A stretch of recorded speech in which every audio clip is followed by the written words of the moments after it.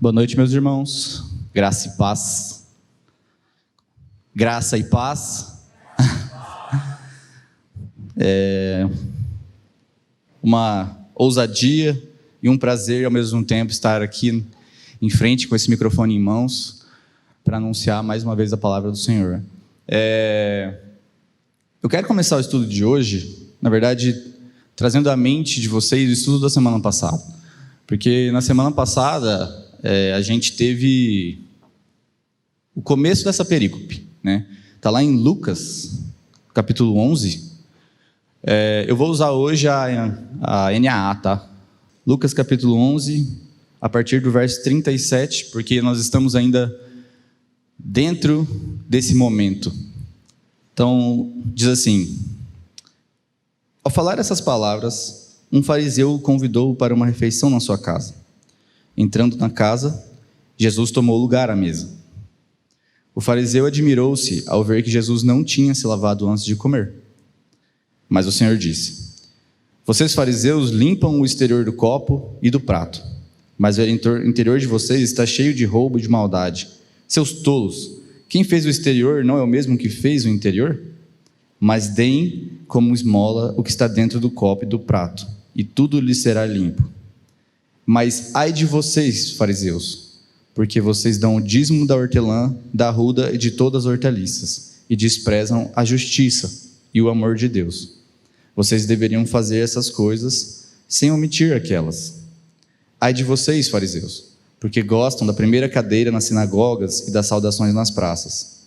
Ai de vocês, que são como as sepulturas invisíveis, sobre as quais as pessoas passam sem perceber. Então, esse é o texto da semana passada, né, que a gente começou a estudar, que o Diego deu na semana passada, na verdade, semana retrasada, né? Semana passada foi a conferência. E daqui do 37 até o final, né, a gente vai ver Jesus combatendo uma coisa que muitos de nós sabem o que é e reconhece isso no outro, mas não em nós. Se chama hipocrisia, né? Obrigado. Então, antes da gente começar o estudo de hoje, queria fazer uma oração com vocês. Paizinho, obrigado, Pai, pela oportunidade que nós temos de estudar mais sobre o Teu Filho e de aprender mais sobre Ele. Pai, te agradeço porque nós somos sujos e imundos e mesmo assim o Senhor nos amou, Pai, e enviou o Teu Filho por nós. Te agradeço por tamanha redenção e salvação, Pai, e te peço que a Tua palavra seja usada essa noite para a edificação do Teu povo. Em nome de Jesus, amém. Então, antes da gente começar e entrar no nosso texto de hoje, a gente vai falar um pouco sobre hipocrisia, porque não tenho tanta pretensão em ficar falando sobre isso, sobre o termo, né, hipocrisia, mas eu queria conversar com vocês sobre isso, porque a hipocrisia começou, esse termo, na verdade, é um termo que vem do grego, né, que é hipócrites, na verdade, significa hipócrita, que eles começaram a falar isso para os gregos que atuavam nos teatros. Então, eles iam lá, colocavam uma máscara para atuar, e eles chamavam esses caras, esses atores, de hipócritas. Então, não era uma ofensa a eles. Na verdade, era um nome que eles davam para quem usava uma máscara e fingia ser alguma coisa que não é. Então, em termos bem gerais, um hipócrita é aquele cara, ou aquela pessoa, aquela mulher, que isso não serve só para cristãos, isso não é um termo que define cristãos, é um termo que define qualquer pessoa. É aquela pessoa que usa uma máscara, é aquela pessoa que por trás da máscara é outra pessoa.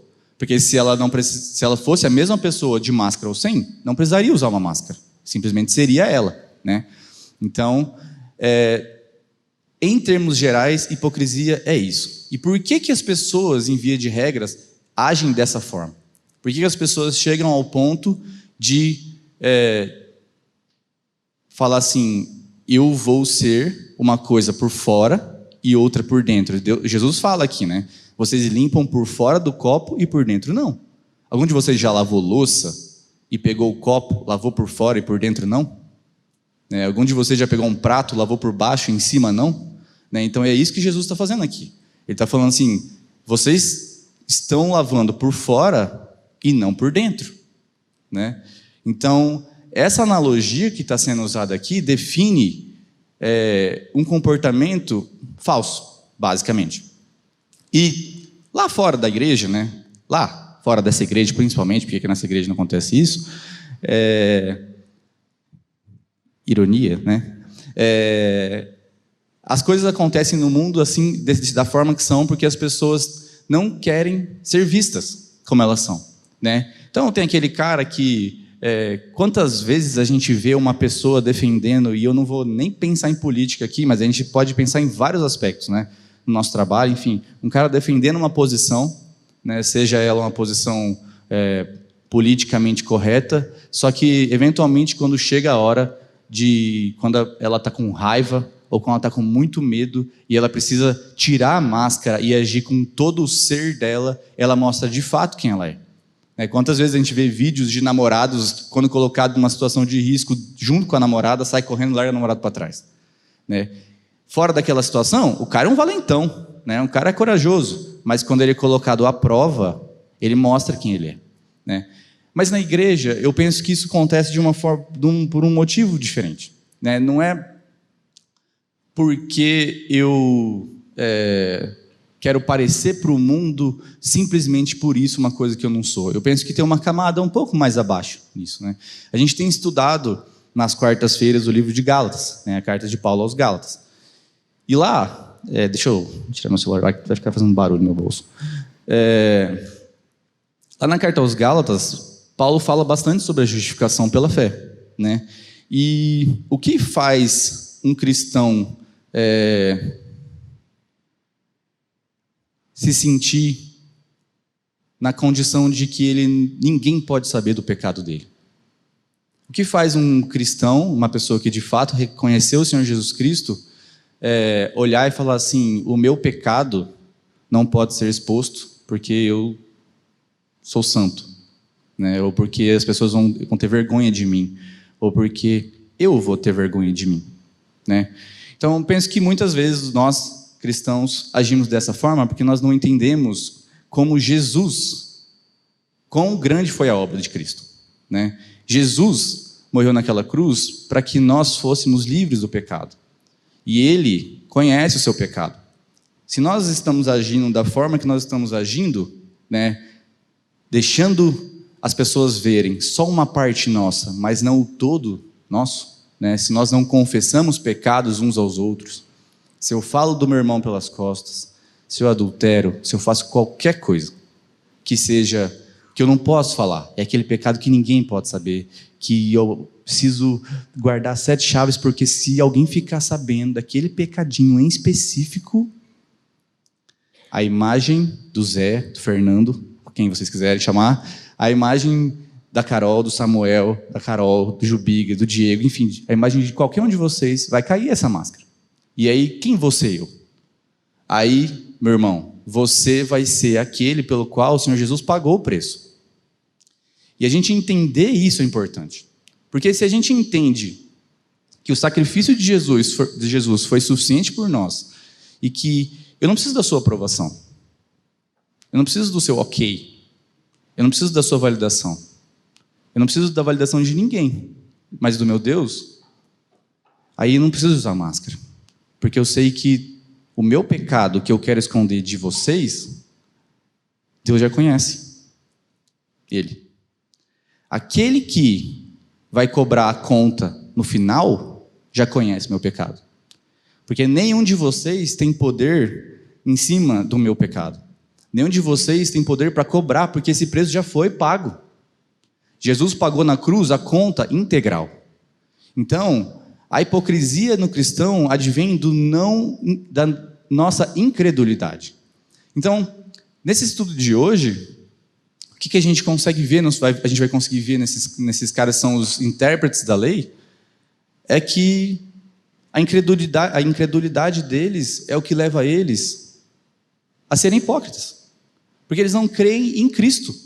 Porque a chave para todo cristão abandonar de vez a hipocrisia, ou o pecado que seja por si só, é entender o amor de Jesus por nós, é conhecer mais de Cristo, é entender a obra justificadora dele.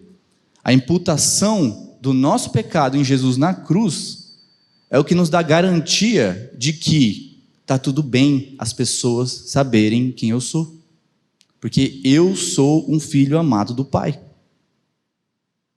Nós precisamos entender isso. Porque a partir do momento que a gente entende isso, a gente é livre para ser quem a gente é. Porque eu sou feio, quem eu sou, de fato. Nós somos feios. Aposto que cada um de vocês se olha no espelho, ou se você não fez isso ainda, eu te convido a esse exercício, a se olhar no espelho e pensar assim, quem sou eu? Quem sou eu quando ninguém está vendo? Quem sou eu no meu pior momento? Será que as pessoas querem conhecer esse eu? Será que as pessoas querem ser casadas com esse eu? Será que as pessoas querem namorar com esse eu? Contratar esse eu para trabalhar? E tudo isso? Será? Mas eu te digo uma coisa, as pessoas podem não querer. E isso é outro ponto, que é a questão do perdão e do amor aos irmãos. Mas não é sobre isso que nós vamos tratar hoje. Hoje nós vamos tratar do lado de cá do balcão. Que é sobre a gente ser livre, para as pessoas enxergarem todos os aspectos de nós. Porque a hipocrisia é um dos maiores problemas dentro de uma igreja. Porque se a gente está por trás da hipocrisia, nós somos piores que esses fariseus aqui. Porque esses fariseus que nós vamos estudar hoje, eles ainda cumpriam as leis. Eles davam o dízimo. Eles temiam o Senhor, apesar de eles não terem relacionamento com Ele. Mas eles temiam o Senhor. Mas nós, nos dias atuais, na modernidade atual, a gente não quer nem temer, a gente só quer parecer que teme. A gente só quer parecer que dá o dízimo, parecer que está indo na igreja. Então, vamos entrar agora no texto de hoje, sabendo isso, porque eu acho que é importante a gente entrar sabendo disso, que a resposta para tudo que nós vamos estudar hoje está em Jesus Cristo. Entender que a obra dele foi suficiente e que eu não posso comprar minha salvação, mas já foi pago o preço. Então vamos lá, a partir do verso 45. Então, aqui, só para vocês entenderem, né? Jesus foi convidado basicamente para um jantar da hipocrisia, né? Porque, na verdade, em todos os sentidos, né? Porque ele jantou a hipocrisia de fato, e porque o jantar era todo montado em cima de uma grande hipocrisia que é: mestre, queremos ter contigo, né? Mas de fato não queriam. A gente sabe que o que eles queriam é pegar Jesus falando alguma coisa ou fazendo alguma coisa que eles pudessem usar para prender Jesus, né? Então, eles não estavam desejando honrar a presença dele. Então, no começo, quando a gente estudou aqui lá no começo, Jesus já entra nesse jantar chocando todo mundo. Por quê? Porque ele não lavou a mão. Então, os fariseus olham para isso, que isso é uma tradição dos judeus, é uma tradição que eles implementaram, rabínica e não bíblica, mas que eles implementaram de lavar as mãos antes de jantar ou de comer. Então, eles pegam essa tradição e aplicam a Jesus, e Jesus já choca eles, né? E, bem rapidamente, Jesus fala tudo isso que a gente já leu aqui para eles, né? Para esses caras que são os fariseus, e se senta à mesa e acontece tudo isso, né? E na história da humanidade, né, ninguém nunca sentou numa mesa com as mãos mais limpas do que Jesus. Então, Jesus é o cara mais santo e puro que já esteve nessa terra. E ele sentou na mesa e eles cobraram dele lavar as mãos, né? Então, começa com uma grande confusão mental aqui, né? Então, lá em Salmos 24, por exemplo, vou ler para vocês, fala assim: quem poderá, 24, versos 3 e 4, fala assim: quem poderá subir o monte do Senhor? Aquele que tem as mãos limpas e o coração puro. Então, quem é que tem as mãos limpas e o coração puro? Senão o Senhor Jesus Cristo, né? Então, vamos começar aqui o nosso texto. 45. Segue então aqui que Jesus falou com esses fariseus, e agora a gente vai ver que os intérpretes da lei vão fazer vão ter um questionamento aqui. Então, tomando a palavra, um dos intérpretes da lei disse a Jesus: Mestre, ao dizer essas coisas, o Senhor está ofendendo também a nós. Começa aqui já o texto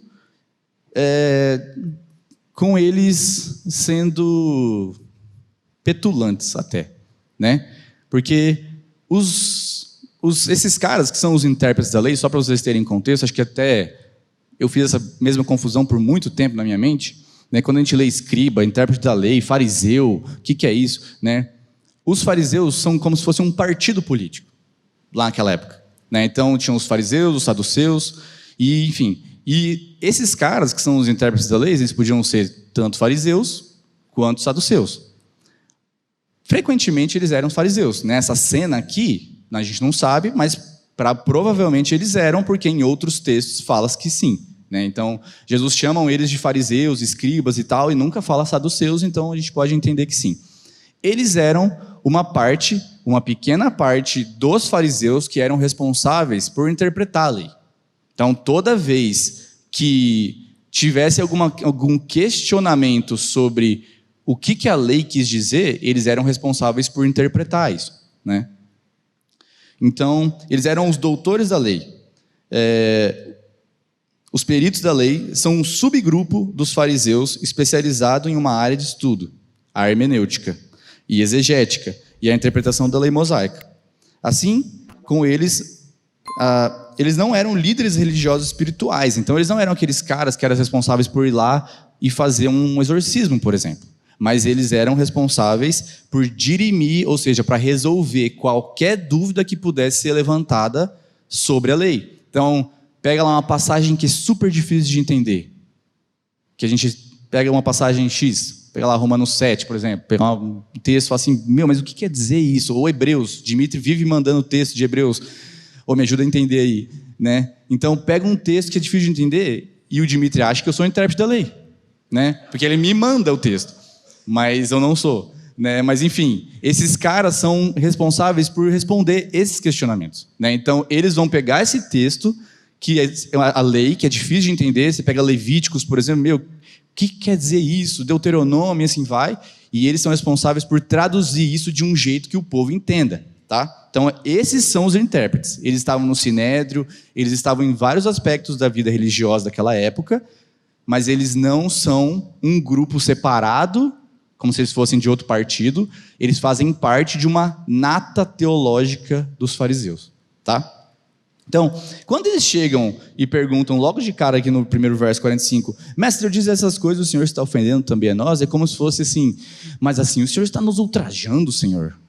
Nós, a nata teológica, nós que somos os responsáveis por interpretar a lei, o Senhor está falando que nós somos tudo isso? Né? Porque Jesus acabou de falar para eles que eles gostam das primeiras cadeiras da sinagoga, saudações na praça, aquele tapinha no ombro, mestre, de ser chamado de tudo isso, né? E aí Jesus pega o gancho, né? Então, primeira pergunta que eu tenho para fazer para vocês, né? Diante de uma exortação ou admoestação, quando a gente é confrontado por uma palavra, né? Eu estou aqui sentado hoje e eu estou ouvindo uma palavra sobre perdão, sobre pornografia, sobre qualquer coisa que seja que possa me pegar, né? Eu preciso ouvir essa palavra e, enfim, ou sobre hipocrisia, como é hoje, né? Será que eu tenho a mesma reação que esses caras têm? Porque a primeira reação deles é, isso aí não é para mim, não. Não. Ó, isso aqui é para você, ó, ouve aqui para você isso aqui hoje, hein? Então, será que a minha reação é a mesma reação deles? Porque a reação deles é essa, né? O Senhor fala várias coisas aqui, e a primeira reação que eles têm é, Senhor, mas se o Senhor está já colocando a gente no mesmo balaio assim, não pode ser. Então, a gente já começa o estudo de hoje com essa pergunta, né? Será que o estudo de hoje é para mim? Porque ele é para mim. Quando eu preparava esse estudo, eu fui muito confrontado pelo Senhor, porque a hipocrisia, em certo aspecto, vive em todos nós, né? Então tá bom. Então agora vamos para o verso 46. E aí Jesus vai responder eles, né? Jesus respondeu: ai de vocês também, intérpretes da lei, porque sobrecarregam os outros com fardos superiores às suas forças, mas vocês nem sequer com o dedo tocam nesses fardos. Então aqui a gente vê o primeiro ai de Jesus. Semana passada a gente viu 3 ais, hoje a gente vai ver mais 3 ais, quando Jesus fala ai de vocês porque tal, né? Então aqui é ai de vocês porque sobrecarregam os outros com fardos superiores. Então a gente tem que lembrar aqui também que o Jesus está num jantar, na casa dos fariseus, cercado de inimigos, por assim dizer, que são aqueles caras que estão querendo colocar ele numa armadilha, e Jesus não desacelera, né? Quando confrontado por esses caras que são os top 10%, classe A ali dos fariseus, a primeira coisa que Jesus faz é colocar eles no mesmo bonde. Se vocês levantarem a bola, eu vou cortar. Então a gente vê que Jesus aqui, sem temer nenhum julgamento deles, ele confronta também os intérpretes da lei, né? Então, ele estava na casa dos fariseus, convidado, sendo completamente honesto sobre a hipocrisia de todo mundo, inclusive dos que são considerados autoridades na compreensão correta da lei do Senhor.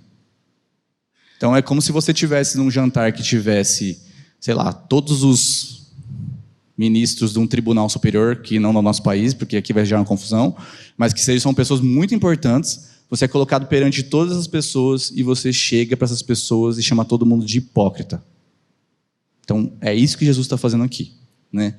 Então, as críticas agora são especiais, pelo fato do peso que a interpretação da lei tinha na vida dos judeus. A Mixna, a primeira grande redação na forma escrita da tradição oral judaica, chamada de Torá oral, por exemplo, determina que é mais importante observar as interpretações da lei, feita pelos escribas, do que a própria lei. Então, depois, se vocês quiserem, eu passo até o endereço, na Mixna, que é esse documento que até hoje acompanha, né, os judeus, e ela diz que você ir contra a palavra de um intérprete da lei é pior do que você ir contra a lei. Vou dar um momento para vocês pensarem nisso. Porque qual o sentido disso? O sentido disso é o seguinte: a lei é tão difícil de entender que quando alguém interpreta ela para a gente, então pronto, aquilo é verdade. Porque quem sou eu para dizer o que é a lei, né? Então, se esse cara é um intérprete e ele é encarregado de interpretar, se ele interpretou a lei e me disse o que eu devo fazer, então eu ir contra o que ele disse é pior do que contra a lei, porque às vezes eu entendi a lei errado. Porque às vezes a lei para mim não ficou tão clara, eu não sei ler muito bem, eu não tenho não sei muito ler hebraico, sei lá, deu errado. Entendi errado e agora vou falar com esse cara e ele me fala um negócio, então é pior eu desobedecer ele. Isso está escrito, né, na tradição judia, que foi transcrita para esse documento que chama Mixna. Então o que Jesus está dizendo aqui? Que esses peritos na lei criam com suas interpretações, voltando para o texto aqui, né, que ele fala, porque vocês sobrecarregam os outros com fardos superiores às suas forças, mas vocês nem sequer com um dedo tocam nesses fardos, né? Então, que esses peritos na lei criam requerimentos legais, regulamentos, mecanismos e tradições que são extremamente difíceis de serem cumpridas e seguidas. E além de criá-los, eles não os cumprem, tampouco ajudam as pessoas a cumpri-lo. Então esses caras, esses intérpretes da lei que ele está falando aqui, eles criam as leis, eles interpretam a lei de Deus, criam várias coisas. Eu vou ler aqui para vocês um trecho para vocês entenderem o que eu estou falando. Um negócio que é virtualmente impossível de você cumprir. E condenam as pessoas que não cumprem, eles não cumprem e não ajudam as pessoas a cumprir. Então, aquela coisa, né? Para quem o Senhor dá muita revelação, a quem tem muito revelado, mais será cobrado. A nossa responsabilidade é de acordo com o tamanho que o Senhor, o tanto de poder não, mas entendimento que o Senhor nos deu, né? Então, para um mestre vai ser cobrado muito mais do que uma pessoa que conhece muito pouco da palavra. De uma pessoa que, sei lá, conheceu o Senhor, deu um mês e ela faleceu. Então, a quem foi muito dado, muito será cobrado de fato. Então, esses caras aqui vão ser muito cobrados, porque eles receberam uma posição elevada dentro da comunidade, eles receberam muito entendimento, eles tinham acesso à palavra e eles transformaram isso em peso.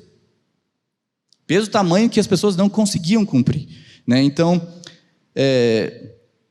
eu vou ler para vocês um trecho que fala sobre o sábado, que está lá na Mishnah também, Mishnah Shabbat 10.3, se algum de vocês quiser procurar depois. Está escrito assim,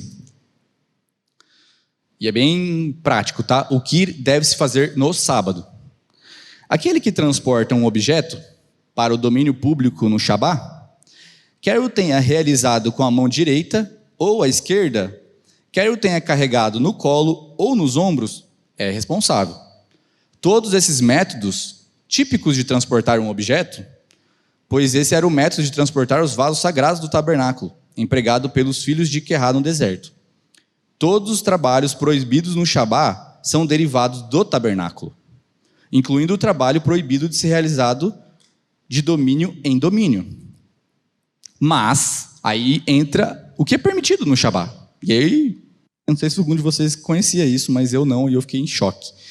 Mas aquele que carrega um objeto de maneira incomum, com as costas da mão, ou com o pé, ou com a boca, ou com o cotovelo, com a orelha, ou com o cabelo, ou com o cinto, cuja abertura está voltado para baixo, ou entre o cinto e a capa, ou com a bainha da capa, ou com o sapato, ou com a sandália, esses casos, está isento, porque não executou da maneira típica de quem o carrega.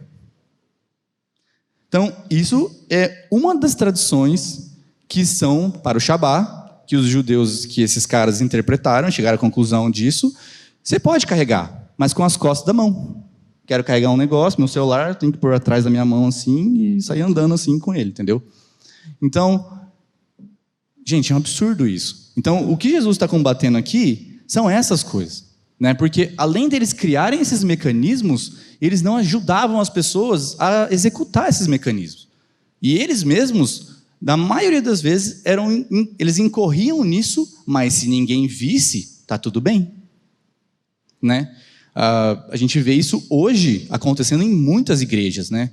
Pessoas que não podem ver TV, mas tem uma TV em casa escondido, assiste escondido, quando o irmão vai, esconde a TV, finge que não tem ninguém, e está tudo bem. Então isso acontece desde que o mundo é mundo, né? Tudo bem. Então agora, quero ler com vocês o contraponto disso, que foi o que o nosso Senhor veio fazer, que está lá em Mateus 11, de 25 a 30.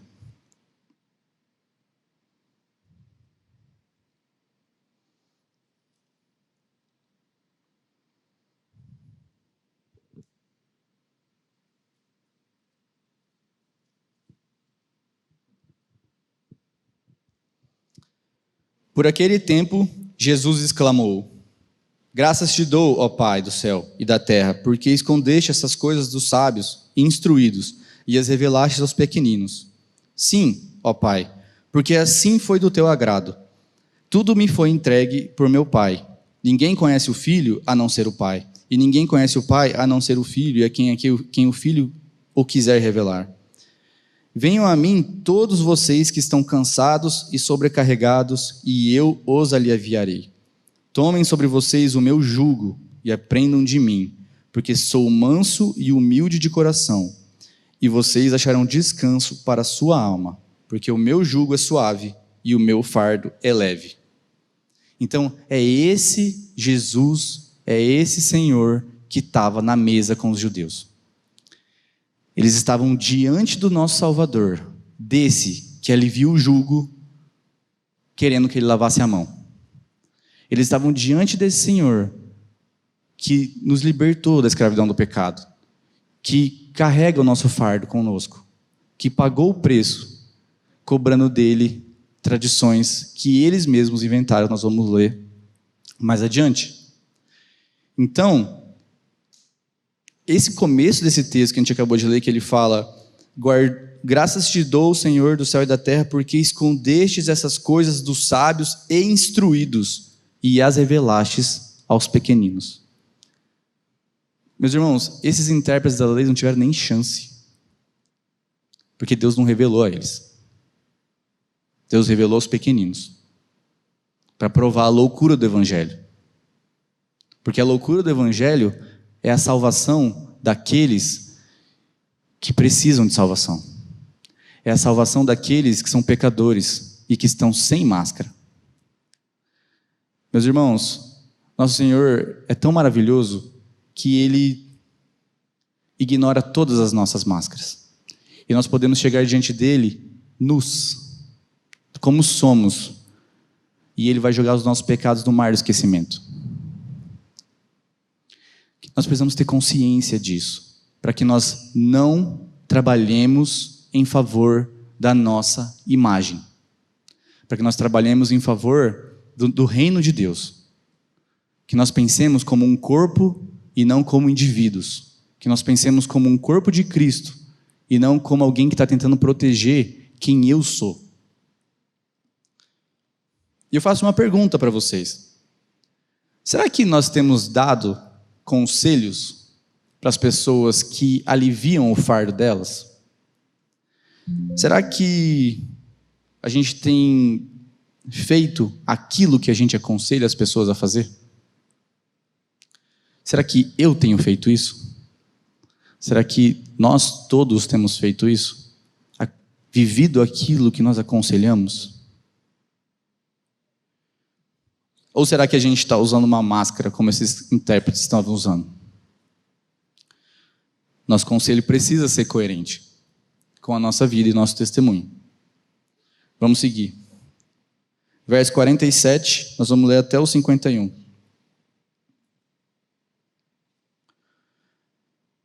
Segundo ai de vocês, porque edificam os túmulos dos profetas que os pais de vocês assassinaram. Assim, são testemunhas e aprovam com cumplicidade as obras dos pais de vocês, porque eles mataram os profetas e vocês edificam túmulos para eles. Por isso também, disse a sabedoria de Deus: mandarei para eles profetas e apóstolos, e alguns deles matarão e a outros perseguirão, para que desta geração se peçam contas do sangue dos profetas, derramado desde a fundação do mundo, desde o sangue de Abel até o sangue de Zacarias, que foi assassinado entre o altar e o santuário.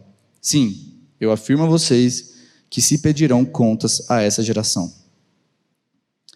Agora, eu quero também ler o paralelo disso lá em Mateus. Está lá em Mateus 23, do 29 ao 36. Mateus 23, verso 29 até o 36.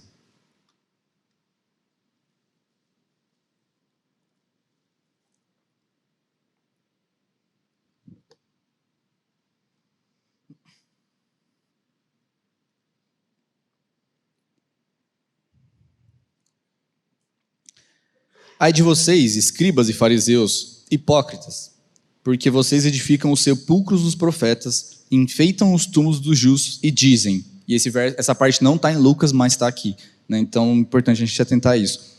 E eles dizem: se nós tivéssemos vivido nos dias de nossos pais, não teríamos sido seus cúmplices quando mataram os profetas. Assim, vocês dão testemunho contra si mesmos de que são filhos dos que mataram os profetas.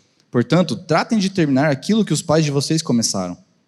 Serpentes, raça de víboras, como esperam escapar da condenação do inferno? Por isso, eis que eu lhe envio profetas, sábios e escribas. A uns vocês matarão e a outros crucificarão. A outros ainda vocês açoitarão nas sinagogas e perseguirão de cidade em cidade, para que recaia sobre vocês todo o sangue justo derramado sobre a terra, desde o sangue do justo Abel até o sangue de Zacarias, filho de Baraquias, a quem vocês mataram entre o santuário e o altar. Em verdade lhes digo que todas essas coisas hão de vir sobre a presente geração. Essa segunda crítica que acontece aqui se refere ao tratamento que os antepassados deles haviam dado aos profetas. E quando a gente ouve essa crítica, a gente pensa assim, mas ele está criticando os caras lá do passado, nem atingiu eles isso. Mas a crítica do Senhor se segue por dois motivos. Um que está explícito no texto e outro que está implícito no texto. O que está explícito no texto é o momento que o Senhor fala que eles edificaram os túmulos. Ao edificar os túmulos, eles estão sendo cúmplices dos pais deles. Então é como se eles tivessem, um mata e o outro enterra, basicamente. Então é como se fosse uma psicopatia até, né? Um mata e vem os seguintes, o outro enterra, o outro melhora o túmulo, o outro passa cal no túmulo, o outro deixa o túmulo mais bonito, o outro faz um monumento. Então é como se fosse uma perpetuação dessa ação, né? Então, aqui no 47, quando ele fala sobre a edificação dos túmulos, Jesus evidencia mais uma hipocrisia, ao construírem templos e memoriais para os profetas e ao continuar sendo quem os pais deles eram. Incrédulos, eles estavam apenas sendo cúmplices dos seus pais e alegando que teriam feito diferente, como falou lá em Mateus. Então, além disso que está explícito no texto, o que está implícito no texto, e Jesus sabia, é que ele, Jesus, que é o profeta supremo do Senhor, seria morto por eles. Então, tanto eles repetiam o que os pais deles iam repetir o que os pais fizeram, quanto eles perpetuavam isso nos túmulos. Então, uma analogia que eu até pensei para falar para isso, porque eu preciso fazer essas coisas com antecedência, é que na época, por exemplo, quando Martin Luther King, naquela época lá daquela guerra civil americana, enfim, que ele estava daqueles dos direitos dos negros, etc., o que aconteceu naquela época foi que o governo americano tentou assassinar Martin Luther King. Só que hoje, muito tempo depois, o governo americano exalta Martin Luther King. Então, o que está acontecendo aqui é basicamente isso. Os caras são odiados por serem contrários a tudo, por serem os rebeldes ao sistema atual, e aí, de repente, ele morre, se torna um mártir, e aí vira, como posso dizer, lucrativo eu apoiar esse mártir, e aí eu construo em cima dele uma homenagem. Então, isso existe até hoje. Isso não é uma coisa que acontecia lá. Hoje isso existe ainda. Só que nessa época que Jesus está falando, ele está falando dentro do povo de Deus, né? Então, eles tanto isso ia acontecer de novo, que Jesus seria morto por eles, e os cristãos, que hoje são perseguidos, né, no mundo todo, lutam contra esse mecanismo, que é um mecanismo de tentar matar e cada vez mais e se fazer calar as pessoas que professam as palavras que são as palavras do Senhor, né? Então, um texto que a gente pode ler, que eu acho que reflete muito esse mecanismo todo aí, é de Estevão perante o Sinédrio, né? Vamos ler lá em Atos 7, 51 ou 53. Isso aqui aconteceu pouco tempo depois da morte de Jesus, né, que eu vou ler para vocês. Atos 7, 51 a 53. Aqui, Estevão está diante do Sinédrio. Se vocês quiserem ler depois, eu aconselho, porque uma passagem muito rápida que Estevão tem nas Escrituras, mas que é muito significativa, né? Então, ele fala assim, no 51, Estevão falando para os fariseus, o pessoal do Sinédrio. Homens teimosos e incircuncisos de coração, e de ouvidos vocês sempre resistem ao Espírito Santo. Vocês fazem exatamente o mesmo que fizeram os seus pais. Qual dos profetas os pais de vocês não perseguiram? Eles mataram os que anteriormente anunciavam a vinda do justo, do qual vocês agora se tornaram traidores e assassinos. Ou seja, Jesus tinha acabado de morrer. Tinha acabado de se cumprir o que Jesus estava acusando eles, né? E o 53, vocês que receberam a lei por ministério de anjos e não aguardaram. Depois desse versículo, se vocês continuarem, não agora, mas depois, vocês vão ver que eles então pegam Estevão e eles matam ele com apedrejamento, né? Então Estevão é apedrejado porque ele falou isso. Então, mais uma para conta deles. Mais um para conta desses caras. Então, Jesus fala isso para eles, na cara deles. Que eles estavam matando os profetas de Deus, colocando eles em túmulos e falando, aqui o profeta do Senhor que a gente matou. Né? Então, que hipocrisia é essa, gente? Como pode? Né? Um povo tão desconexo da realidade assim. Vocês estão matando o povo de Deus e construindo túmulos e monumentos para eles. Né? Então, isso o Senhor está falando no 47, 48, agora no 49 ele fala assim: por isso também disse a sabedoria de Deus: mandarei para eles profetas e apóstolos, e alguns deles matarão e a outros perseguirão. Então, essa citação de Jesus não está na palavra. Esse texto, essa aspas que Jesus fala aqui, Jesus não está citando a palavra, isso não está em lugar nenhum nas Escrituras. Então a gente não sabe se Jesus tirou isso de algum texto que não está no cânon, ou se Jesus está dizendo isso, dizendo que essa é a sabedoria do Senhor, abre aspas, declarando o que é, né? Assim diz a sabedoria, né? Então, aqui Jesus está dizendo o seguinte,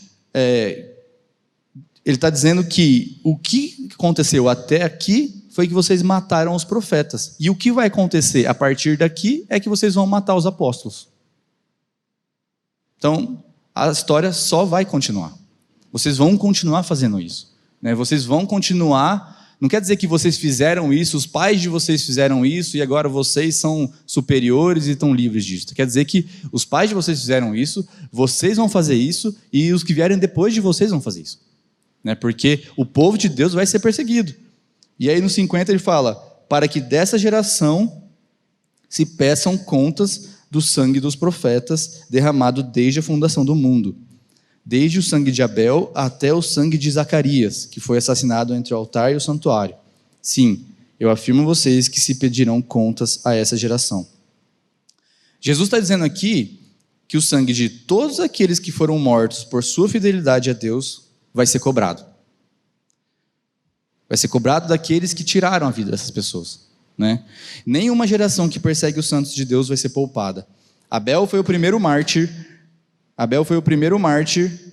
e Zacarias o último profeta que o Antigo Testamento narra a morte na ordem hebraica do cânon. Né? Então, por fim, deixa eu pegar o monitor aqui. Por fim, Jesus mais uma vez identifica essa geração de alguma forma, assim como quando ele chama de geração perversa em Lucas 9:41, que ele fala: ó geração incrédula e perversa, até quando estarei com vocês e terei de aguentá-los?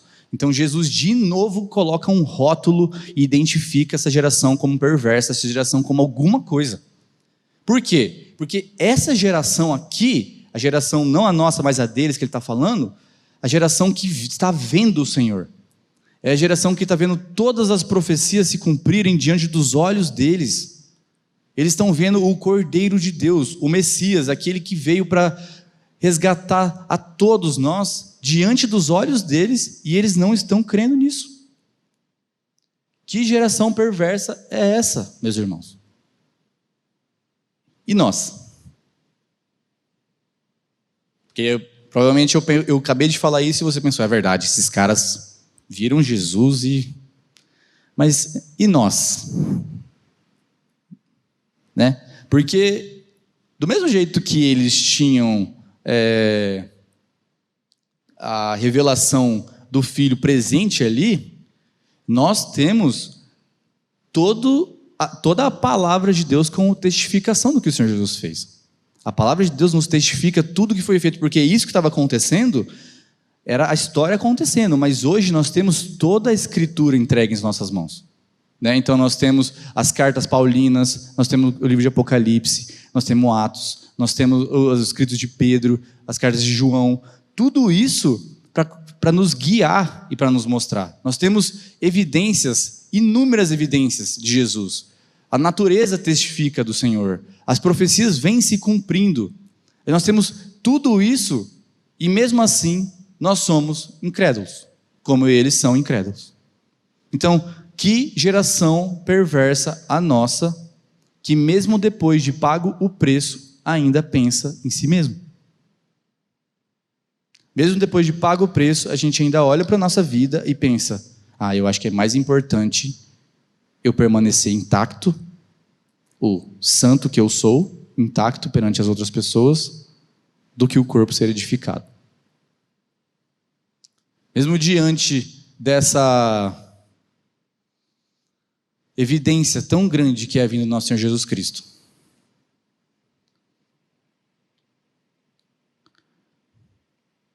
Então, essa incredulidade em Jesus e na sua obra completa, quando eu falo obra completa, eu posso citar algumas coisas que são questionadas até hoje, né? A divindade dele. Então, desde aquela época, a divindade de Jesus era questionada. Jesus veio à Terra e do momento que ele falou que ele era o Messias e cumpriu as profecias e ressuscitou pessoas, curou pessoas, fez gente paralítica andar, fez o cego ver, fez tudo que ele fez, ainda assim eles não criam que ele era Deus. Ainda assim. Tudo bem. Então, é questionado daquela época até hoje a divindade de Jesus, a morte de Jesus, a ressurreição de Jesus é questionada. A justificação e a imputação dos pecados nele também é questionada. Então, está no nosso meio, até hoje isso, e a gente pensa assim, esses fariseus, viu? Mas isso está no nosso meio, meus irmãos. Isso está em seminários por aí, isso está em faculdades de teologia, isso está em cultos, isso está em conversas de corredor, né? Então, em doutrinas que a gente se aventura. Tudo isso que eu estou falando para vocês são coisas que permeavam o coração dessas pessoas aqui que Jesus está conversando. Porque eles não viam em Jesus o Messias. Eles não viam em Jesus a divindade dele. Quando você não vê isso em Jesus, quando você não tem consciência disso, consciência da obra, consciência das bases da nossa fé, da justificação pela fé, da ressurreição de Jesus, tudo isso que eu estou falando aqui são coisas que são atacadas hoje, foram atacadas no passado e vão continuar sendo atacadas. O gnosticismo fala, não sei quem algum de vocês estava na nossa conferência, ele falou sobre o gnosticismo, na verdade o docetismo, que fala que Jesus não encarnou, ele era um espírito. E disso decorre, por exemplo, que Jesus, se ele era um espírito, ele não pode morrer. As pessoas não podiam tocar nele, mas a palavra fala que ele sangrou, a palavra fala que ele morreu de fato. E aí começa todo um debate sobre se Jesus morreu, e se segue que Jesus não morreu, ninguém pagou o preço. O preço não foi pago.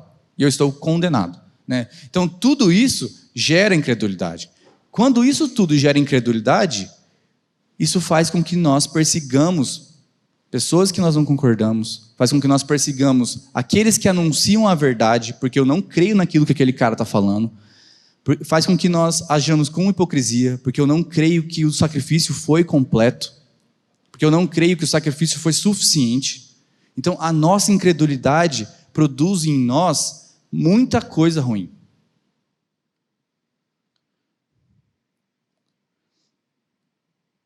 Então, esse é o segundo ai do Senhor. O terceiro ai é, verso 52. Ai de vocês, intérpretes da lei, porque vocês pegaram a chave do conhecimento, no entanto, vocês mesmos não entraram e impediram os que estavam entrando. Então, o último ai se refere ao fato de que os intérpretes da lei, incumbidos de professar a lei de maneira que mais pessoas pudessem entender, obscureceram a palavra de Deus.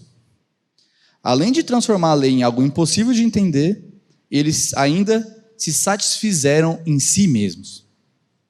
Então, o Senhor fala que eles pegaram a chave do conhecimento, então é como se eles soubessem a verdade, eles sabem as profecias, sabem os sinais do Messias, sabem tudo que aconteceria, e mesmo sabendo tudo isso, tendo essa chave do conhecimento nas mãos, eles criaram mecanismos, como a gente viu, o Shabat, essa regra, vários regulamentos, várias tradições, várias regras que não estão na palavra, para colocar eles em posição superior de status, de poder, de conhecimento, sei lá, mas para si mesmos.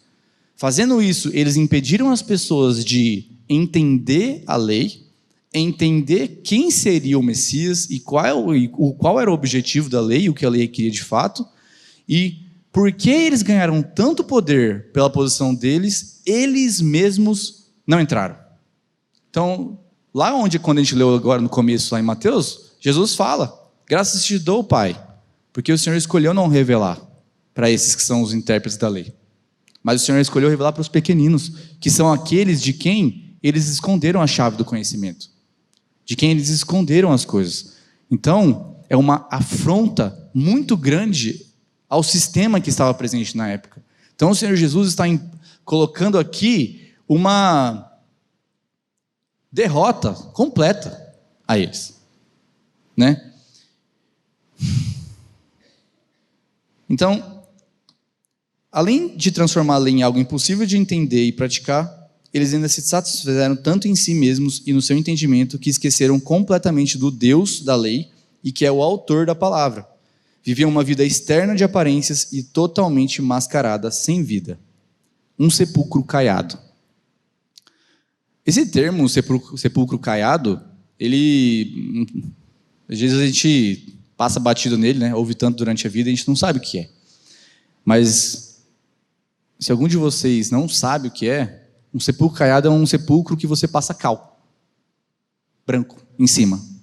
Então, quando você pega um túmulo de alguém, e ele está todo sujo, feio, com cimento, exposto ao tempo, ao sol, e você passa cal lá em cima, e ele fica bonito, né?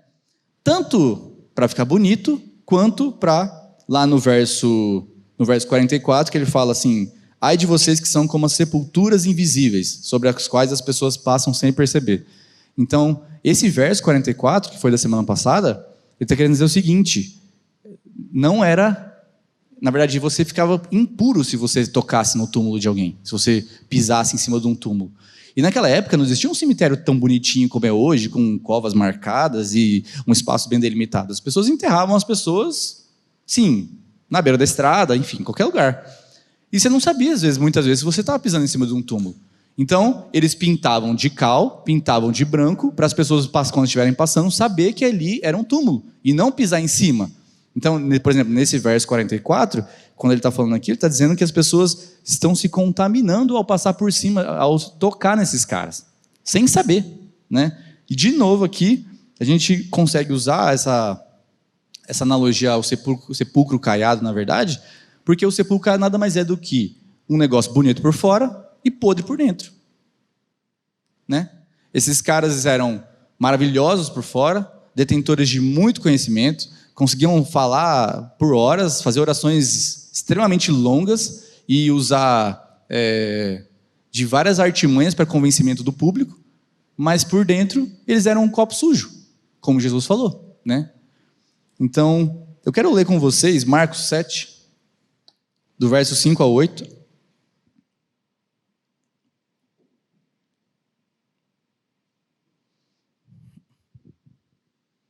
Em outro momento aqui, que não é no mesmo momento não, mas em outro momento que os fariseus e os intérpretes da lei perguntam a Jesus uma coisa que acontece nessa mesma cena que a gente está, né, que é no 5. Os fariseus e os escribas perguntaram a Jesus: por que os seus discípulos não vivem conforme a tradição dos anciãos, mas comem com as mãos impuras? De novo as mãos impuras.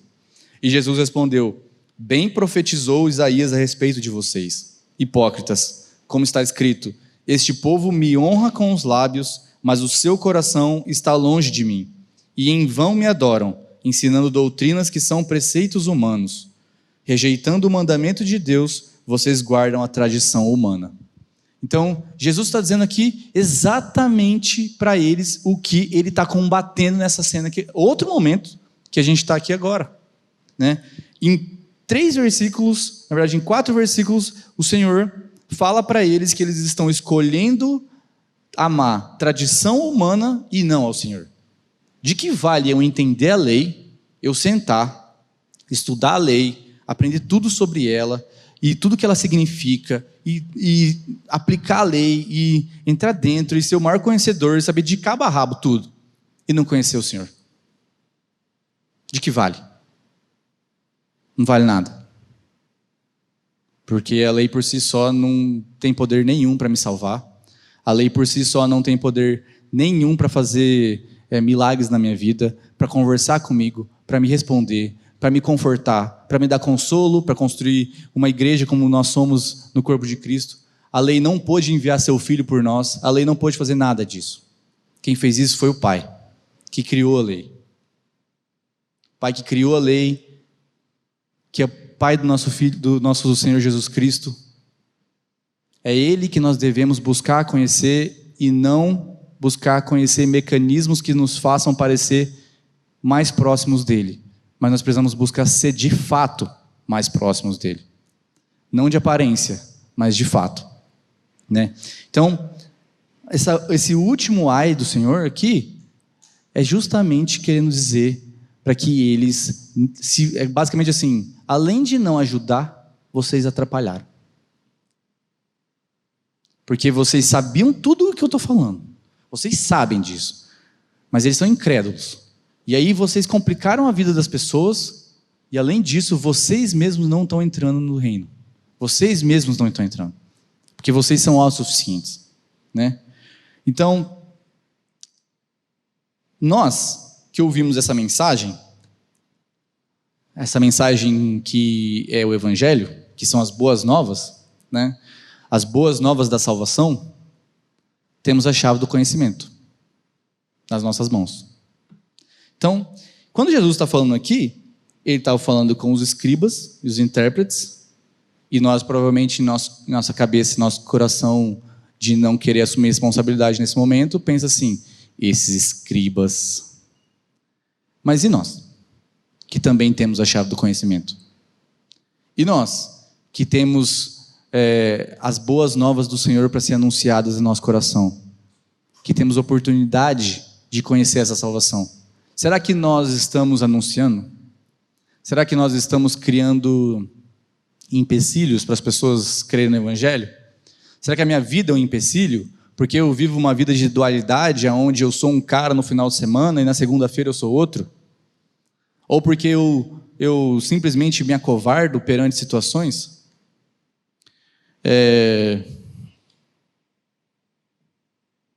Será que eu tenho impedido pessoas de entrar? Tem sido um obstáculo para o Evangelho?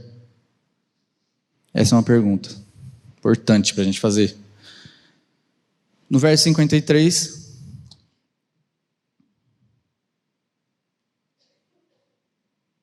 diz assim: quando Jesus saiu dali, os escribas e fariseus começaram a contestá-lo com veemência, fazendo perguntas a respeito de muitos assuntos, com o objetivo de tirar daquilo que ele dizia um motivo para acusar. Então, dito isso, a gente encerra esse capítulo 11 de Lucas. E uma coisa que eu acho que passa batido muitas vezes, é que a conclusão do esse capítulo 11, parece até às vezes que Jesus foi um cara meio agressivo. Que ele foi um cara meio incisivo demais. Né? Tava num jantar, acabou com tudo, jogou na cara de todo mundo tudo que eles eram e pegou e saiu fora. Né? E os caras foram atrás, né? Tentando fazer perguntas e criar coisas para acusar o Senhor. Né? Mas a gente se agarra muitas vezes no estereótipo de um Jesus gentil, brando, amoroso e só isso. É um Jesus que ele é omisso, né? Então, ele parece até nessa situação ser um convidado sem noção. Quando a gente para pensar você fazendo isso hoje. Para pensar você fazendo isso hoje na casa da sua namorada ou da sua esposa. Chegando lá e vendo as pessoas hipócritas e você levanta e fala, eu vou falar na cara de vocês. Vocês são tudo hipócrita e tal. Como que ia ficar a situação? Vocês acham? Você ia ser um espalha-roda, basicamente. Né? Ia ser aquele cara que as pessoas não gostam de estar perto. Então, esse é Jesus aqui. É o Jesus que está confrontando as pessoas com o pecado delas. E por que a gente vê esse Jesus, né? Esse perfil de Jesus é importante a gente ter em mente, porque a gente vive numa era de que o cristianismo tem cada vez sido atacado e impulsionado e provocado a ser um cristianismo morno, um cristianismo bonzinho, um cristianismo da tolerância, né? É aquele momento onde você é colocado diante de uma situação que você sabe que tem um cara ali que é um irmão na fé seu, que você sabe o que ele deveria estar fazendo, que você sabe qual é o que o Senhor espera dele. E a sua primeira reação e a única reação que você tem é: deixa isso aí para outro. Eu vou avisar o Fernando, líder dos jovens, lá para ele conversar com o cara. Vou transferir a responsabilidade para alguém, né? Então, esse não é o cristianismo. O que a gente vê Jesus fazendo aqui é se posicionando em favor dos seus inimigos com bondade, porque o nosso conceito de bondade é um conceito de omissão, é um conceito de não fazer nada ou passar pano naquilo que está sendo feito, né? Então, essa passagem dá um exemplo de entendimento do que Jesus também quis dizer em Lucas 6:27, que fala assim: amem os seus amigos e façam bem aos que odeiam vocês. Não significa dizer o que as pessoas querem ouvir, ou até não dizer nada, mas dizer ativamente e honestamente a verdade que elas não querem ouvir. Fazer o bem aos que os odeiam não significa ser bom diante do ódio e da justiça, mas falar e agir de maneira que tenha o potencial para reduzir ou eliminar o ódio e a injustiça. A grande violação do amor não é a confrontação, mas a indiferença. E Jesus não é indiferente. Então, se você ama um irmão de fato, seu papel não é ser indiferente. Seu papel não é ser omisso e não é se calar. Porque quando você faz isso, você também é um hipócrita. Você coloca a sua máscara de legalzão. A sua máscara de eu não vou ser o cara que espalha a roda. De eu não vou ser o cara que confronta o pecado do meu irmão. Mas se nós somos chamados a fazer o bem, até para os nossos inimigos, que dirá aos nossos irmãos? Então, meus irmãos, amar uns aos outros é falar a verdade, sempre. Em amor. Você não precisa levantar no meio de um rolê e acabar com tudo, porque Jesus fez isso nesse jantar aqui, então eu vou fazer isso. Existem momentos, e peça sabedoria ao Senhor para você saber fazer isso. Mas o seu papel e o meu papel é que a gente se posicione diante da hipocrisia e diante do pecado. E é esse Jesus que a gente vê aqui. Então, olha quantas lições a gente aprende num jantar de Jesus, né? Então a gente consegue ver que ele, além dele expor a hipocrisia das pessoas, ele ainda faz isso de forma firme, baseado na palavra. Porque ele cita aqui a palavra. Ele cita Abel e Zacarias, que compreende o Antigo Testamento inteiro. Então, ele está baseado na palavra, ele tem autoridade, ele pode falar isso porque ele não tem pecado, ele não é um cara que vai falar assim, eu vou falar aqui com vocês sobre uma coisa que todo mundo sabe que eu estou em pecado nisso. Não é isso que acontece com Jesus, ele tem autoridade para falar sobre isso. Nós devemos ter também. Para que a gente tenha autoridade, a gente precisa se preservar. A gente precisa viver uma vida de santidade para que quando chegar um momento em que eu presenciar uma situação dessa e o Senhor me incomodar para eu falar alguma coisa, eu tenha autoridade e testemunho para levantar e falar: meus irmãos, vem aqui, vamos conversar. Está acontecendo isso, isso e isso, a palavra fala isso, isso e isso.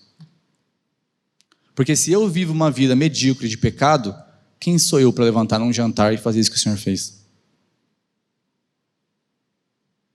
Então, a nossa hipocrisia assola a nossa vida em todos os aspectos. Seja na nossa vida particular, na nossa vida em comunidade, ou nossa vida em casa. Que nós sejamos livres dessa máscara, meus irmãos. Que nós sejamos livres de toda a amarra que nós temos com quem eu sou. Porque eu sou um lixo. O Caleb leu aqui no começo. Paulo falando que ele considera tudo que ele tem e tudo que ele é o refúgio e esterco. Porque para ele morrer é lucro. É lucro. Viver é Cristo e morrer é lucro. É isso. Que nós entendamos isso, meus irmãos. Que nós entendamos que esse Senhor Jesus é quem é a nossa vida. Para que nós vivamos sem máscaras. Que nós vivamos nus uns com os outros. Não fisicamente. Mas que nós vivamos transparentes uns com os outros. Que nós estejamos diante uns dos outros, prontos para confessar os nossos pecados. Porque isso é o que nos aproxima do Senhor. Confessar pecado, não sei qual de vocês já teve essa oportunidade de fazer, mas garanto a vocês que não tem nada melhor, porque é isso que quebra a imagem que as pessoas têm de quem você é. E sustentar uma imagem é tudo que você não quer. Você não vai conseguir. Você pode até conseguir por um período, mas eventualmente essa imagem vai quebrar. E aí vai sobrar você. E esse você, Jesus ama. E Ele morreu na cruz por isso. Amém? Paizinho amado, obrigado, Pai, pela Tua palavra. Obrigado porque o Senhor enviou esse Filho maravilhoso, Pai, por morrer por nós. Obrigado porque cada dia que passa, o Senhor tem edificado a Tua igreja e nos formado ao caráter dEle. Te peço que o Senhor ensine a cada um de nós a viver sem máscaras, a viver uns com os outros em amor genuíno e que nós sejamos usados, Pai, poderosamente nesse mundo, como nós somos, Teus filhos amados. Em nome de Jesus que eu oro. Amém.